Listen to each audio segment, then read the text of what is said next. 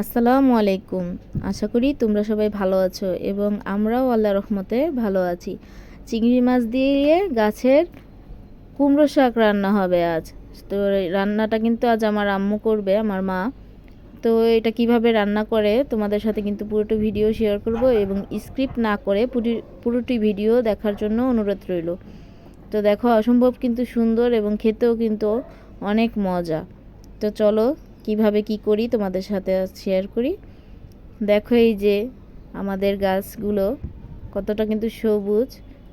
আমার আম্মু লাগিয়েছে, আমার মা, সব গাছগুলো তার হাতের লাগানো। এই যে দেখতেছো কুমড়া শাক, এই যে এখন আমার মা পারবে এগুলো শাকগুলোকে সুন্দর করে সব চাকু দিয়ে সব শাকগুলো পেরে নিবে। আর আমার মেয়ে হেল্পার এই সব শাকগুলো নিবেও।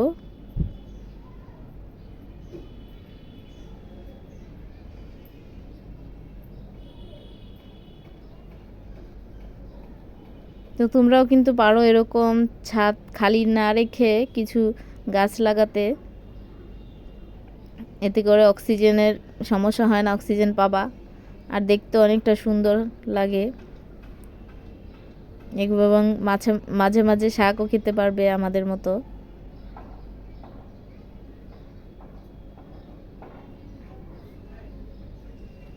সবগুলো শাক কেটে নিবে।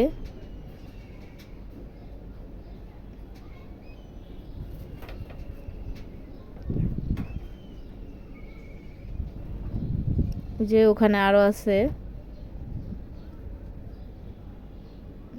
এই যে আরেকটা আগা কেটে দিচ্ছে। আগা কেটে দিলে নাকি ভালো হয়, আরো বাড়ে শাক।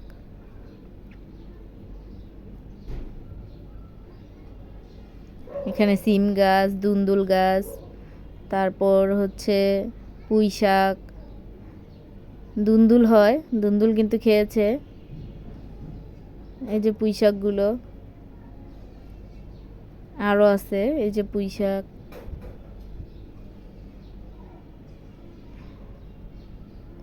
তো আমার মা এখন শাকগুলো কেটে নিচ্ছে।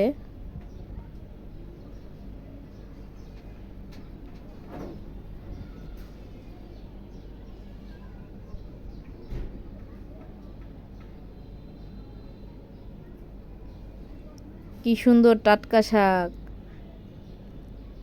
একদম সার সারটার দেওয়া নেই,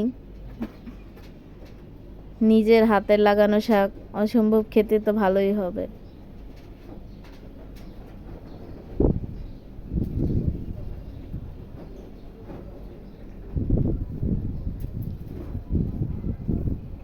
এখন রান্না চলে আসলাম মাটির চুলো। তো আজ ভাবতেছি মাটির চুলোতেই রান্না করবে মা। তো এই জন্য কড়াইতে কিন্তু পেঁয়াজ কুচি দিচ্ছে। প্রথমে তেল দিয়েছে, তেলটা গরম হয়ে গেছে, তারপর পেঁয়াজ কুচি দিয়ে দিয়েছে।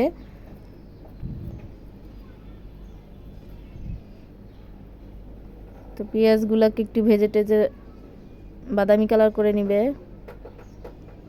তারপর কিন্তু চিংড়ি মাছও দিয়ে দিছে, এগুলোও ভেজে নিতে হবে।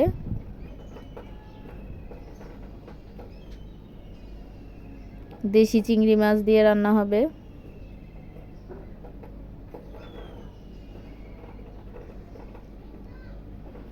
আর এর ফাঁকে আবার দেখে নাও গাছগুলো।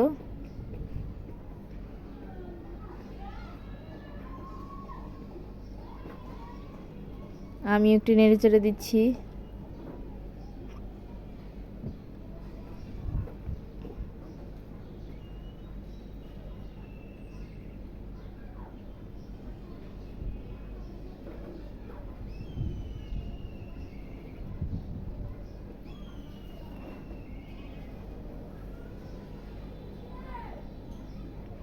তো এখন মশলাগুলো দিয়ে দিবে একে একে করে।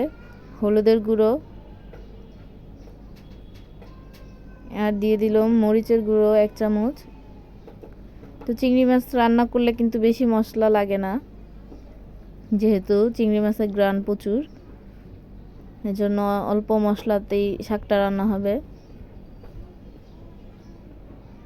শুধু হলুদ, মরিচ আর লবণ পরিমাণ মতো।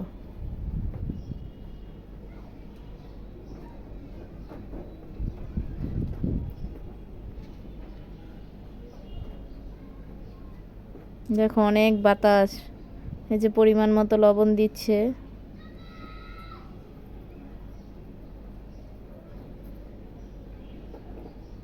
তো মশলাটা একটু ভালো মতো কষিয়ে নিব। এই যে উপরে কিন্তু তেল উঠে গিয়েছে। তো এখন ধুয়ে রাখা শাকগুলো দিয়ে দিচ্ছে আম্মু।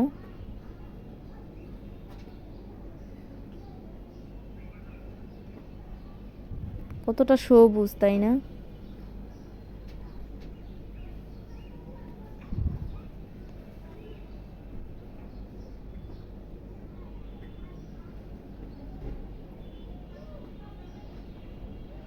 দেখো কি পরিমাণে বাতাস, অনেক রোদ ছিল তারপর বাতাস, ভালোই লাগতেছে।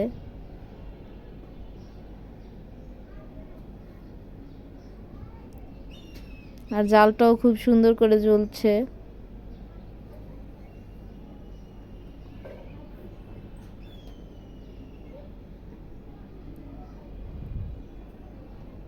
তো আস্তে আস্তে রান্না করবে।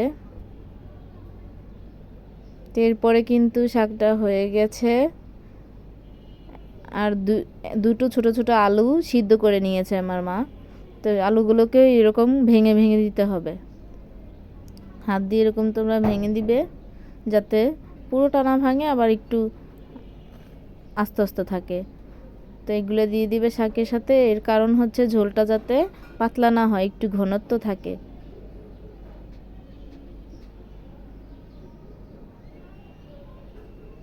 যে শাকটা কিন্তু একটু হালকা সিদ্ধ হয়ে গেছে।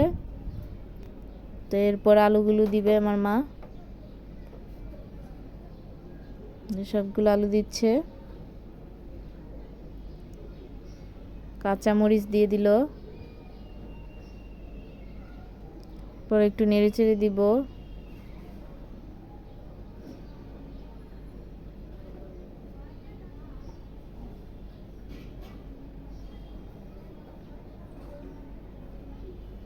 আজ আমরা পিকনিক করলাম, খুব ভালো লাগতেছিল। এরপরে হালকা একটু পানি দিবে, কেননা শাকের থেকে কিন্তু পানি উঠবে।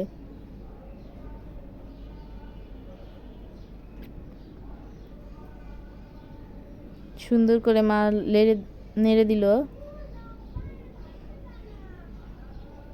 তো কাঁচামরিচ কিন্তু দিয়েছে একবার, মা ভুলে গিয়েছে, আবার দিতে চাইলো।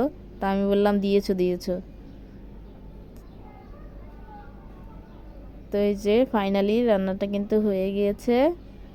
দেখো কালার কিন্তু একদম সবুজই রয়ে গেল, তাই না?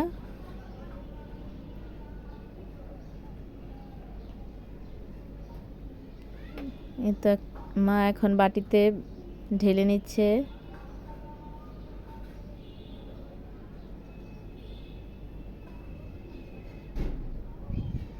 এই যে শাকের ফাইনাল লুক, অসম্ভব সুন্দর এবং খেতে কিন্তু অনেক মজা।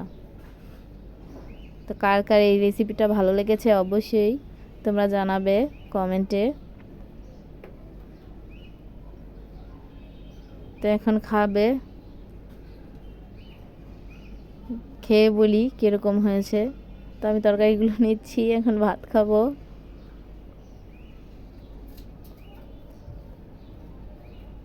এই যে মেখে নিচ্ছি, অসম্ভব মজা, এত টাটকা শাক পাওয়া যায় না, খুব টেস্টি। তো ভিডিওটি ভালো লেগে থাকলে তোমরা অবশ্যই লাইক, কমেন্ট, শেয়ার এবং সাবস্ক্রাইব করবে, আর বেশি বেশি কমেন্ট করবে। সবাইকে আল্লাহ হাফেজ।